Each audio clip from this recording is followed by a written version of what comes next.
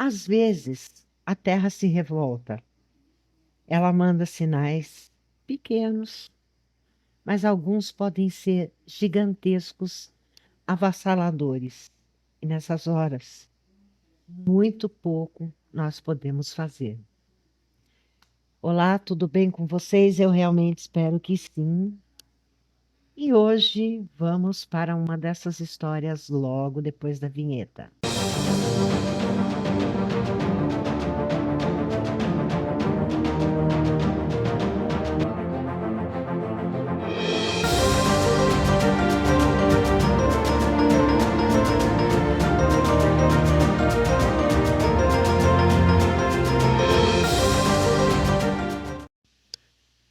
São Francisco, Califórnia. Até o ano de 1906, ela era considerada a Paris do Oeste, uma cidade vibrante, populosa, cheia de novidades. Com aquela linda Baía de São Francisco à frente, ela era realmente encantadora. Mas tudo isso mudou às 5 horas e 12 minutos da manhã do dia 18 de abril de 1906. A cidade ainda dormia. Alguns poucos ainda festejavam em clubes locais. Mas não havia carros, não havia sirenes, não havia pressa. A maioria das pessoas estava na cama, envolta pela falta de segurança de rotina. E então a terra se moveu. Não foi um tremor suave. Foi um rugido profundo, como se o solo estivesse sendo rasgado por dentro. O terremoto. Às 5h12, uma violenta ruptura ocorreu ao longo da falha de San Andreas, um dos limites geológicos mais instáveis do planeta. O terremoto durou menos de um minuto, mas foi tempo suficiente para mudar a história de uma cidade inteira. Os prédios oscilaram como se fossem de papel. Casas se deslocaram de suas fundações. Ruas ondularam. Trilhos se contorceram. Pessoas foram arremessadas das camas, outras tentaram se manter em pé, agarradas a portas, paredes, umas às outras. Na época não havia ainda a escala Richter.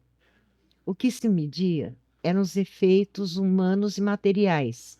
E em São Francisco, a intensidade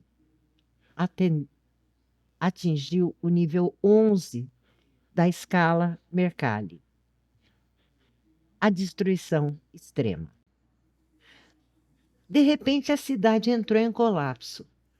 Quando o tremor cessou, o silêncio durou por poucos segundos. Em seguida vieram os sons, gritos, desabamentos tardios, vidros quebrando, sirenes improvisadas. O City Hall, a prefeitura, estava destruído. Hotéis, igrejas e edifícios comerciais haviam ruído. Bairros inteiros estavam cobertos por poeira e escombros. Mas o pior não tinha começado. A história conta que o grande cantor de ópera Enrico Caruso estava hospedado em um hotel de São Francisco. Ele tinha se apresentado na noite anterior. Ele saiu desesperado em busca de um barco, jurando que ele nunca mais colocaria os pés na cidade. Depois do terremoto veio o fogo.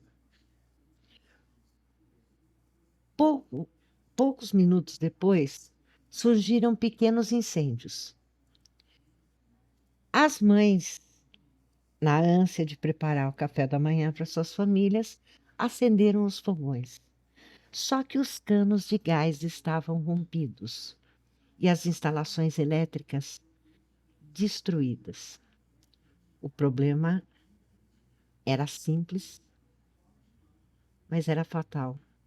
Os canos de água tinham se rompido. Os hidrantes estavam secos.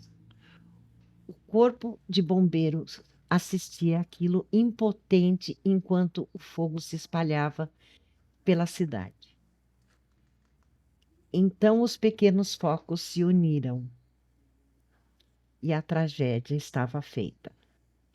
E então vieram os 4 dias de inferno. Durante 4 dias e 4 noites, São Francisco queimou.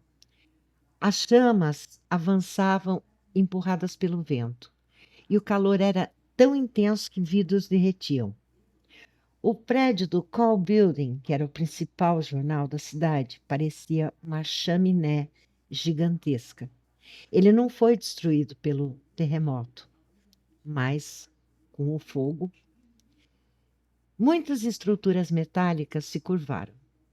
Na tentativa desesperada de conter o incêndio, autoridades ordenaram que os prédios fossem dinamitados, criando barreiras artificiais.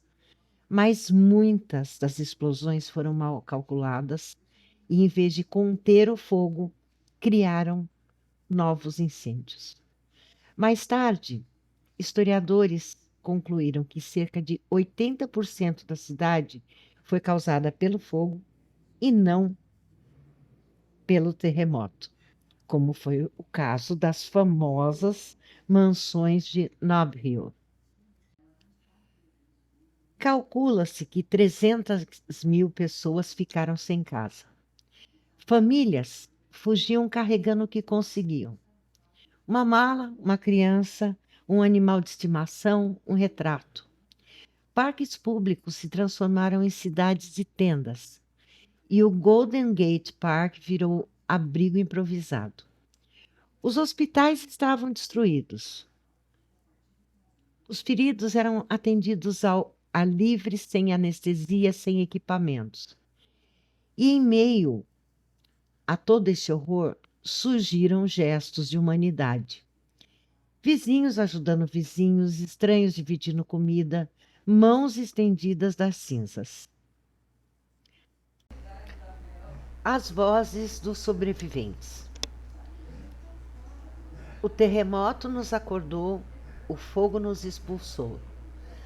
Assistimos a cidade queimar sem poder fazer nada. Não foi apenas São Francisco que desabou, foi a segurança. Essas frases, registradas em jornais e diários da época, ecoaram por décadas. As imagens que chocaram o mundo.